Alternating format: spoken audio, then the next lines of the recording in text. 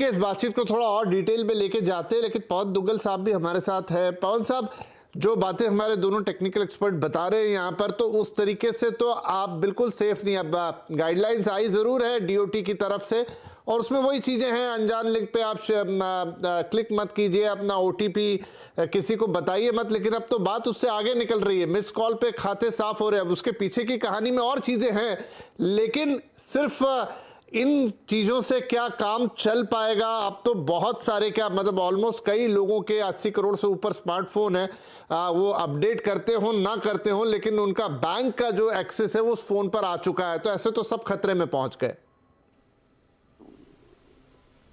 देखिए, खतरे की घंटी और खतरे का रंग अपने अंदर सबको रंग करने वाला है।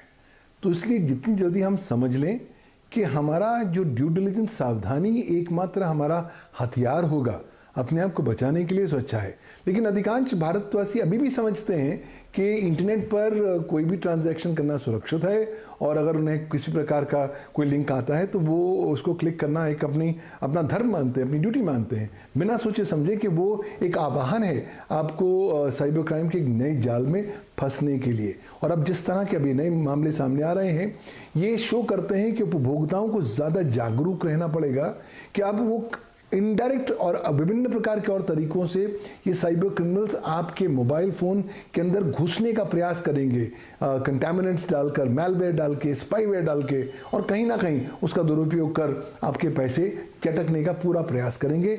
इसलिए दायित्व हम पर होगा। हम ये नहीं कह रहे कि साहब आप इंटरनेट छोड़कर हिमालय भाग जाइए, हम कह रहे हैं कि साहब इंटरनेट में हिस्सा रहिए, लेकिन कोशिश करें अगर आप आंखें बंद करके ना आगे बढ़ें और आंखें खोलकर आगे बढ़ें तो अच्छा रहेगा। सावधानी बरतिए, अपने डिवाइस को सुरक्षित रखें। अधिकांश भारतवासी अपने डिवाइस की सुरक्षा रखते ही नहीं है, कोई अच्छा एंटीवायरस प्रोग्राम नहीं डालते, कोई फायरवॉल नहीं डालते, और मन घड़ंत प्रकार की चीज़ें, खासतौर पर banking information, credit card details, debit card details phone पर डाल देते हैं। धारणा क्या है? क्योंकि वो फ़ोन मेरी जेब में है, मेरे पर्स में है, इसलिए सुरक्षित है। भूल जाते हैं कि आज फ़ोन की हैकिंग करना बच्चों का खेल है। तो जितनी जल्दी इन खतरों के बादल जो हमारे आसपास घूम रहे हैं, मंडरा रहे हैं, उनको हम पहचान लें और उनसे अपने आप को बचाने का प्रयास करें, उतना हमारे लिए अच्छा होगा। कानून तो अभी बहुत पीछे है। कानून आपको कहता ज़रूर है इस तरह की चीज़ों को हम कंप्यूटर रिलेटेड ऑफेंस में धारा 66 भारत की सूचना प्रौद्योगिकी कानून में ला सकते हैं, लेकिन क्या प्रॉब्लम क्या है? वो जो प्रावधान है वो बेलेबल है, यानी कि जमानती अपराध है।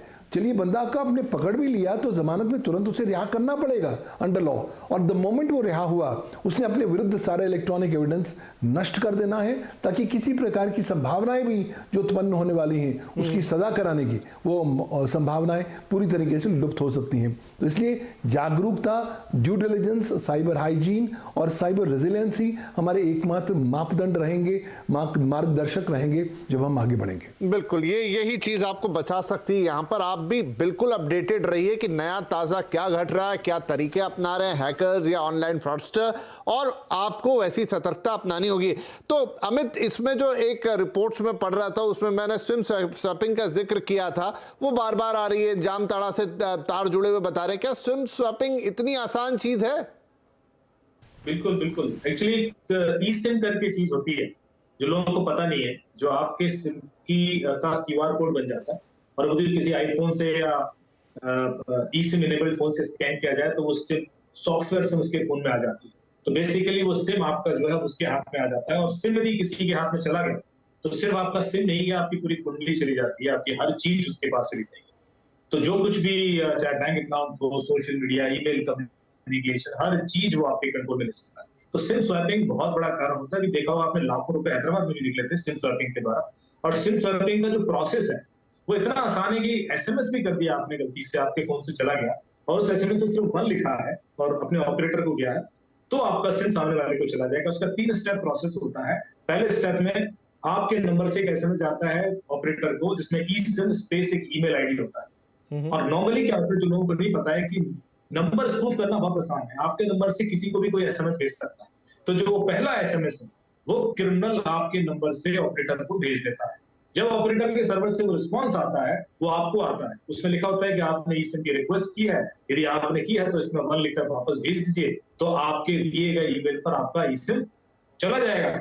इससे पहले क्रिमिनल आपको फोन करके बोलता है कि आपका सिम वेरिफिकेशन ड्यू है और नहीं तो 24 घंटे में सिम बंद हो जाएगा, आपको एक एसएमएस आएगा, उस पर लिखकर भेज दीजिए, आपका सिम का वेरिफिकेशन हो जाएगा। अब आपको नहीं पता कि ई सिम क्या होता है, आपको एक एसएमएस आया, उसमें ई सिम लिखा है, आपको लगता है इस सिम की कोई बात हो रही है, आप उसमें वन लिखकर भेज देते हैं। जैसे आपने वन लिखकर भेजा, बस आपका सिम चला गया। आपका सिम का क्यूआर कोड सामने वाले क्रिमिनल के ईमेल में आ जाएगा, वो जैसे ही स्कैन करेगा आपके सिम का कंट्रोल उसके हाथ में, फिर चाहे वो पैसा ट्रांसफर करे, फिर चाहे वो आपकी ईमेल पढ़ ले, चाहे आपका बैंक अकाउंट एक्सेस कर ले, कुछ भी कर सकते।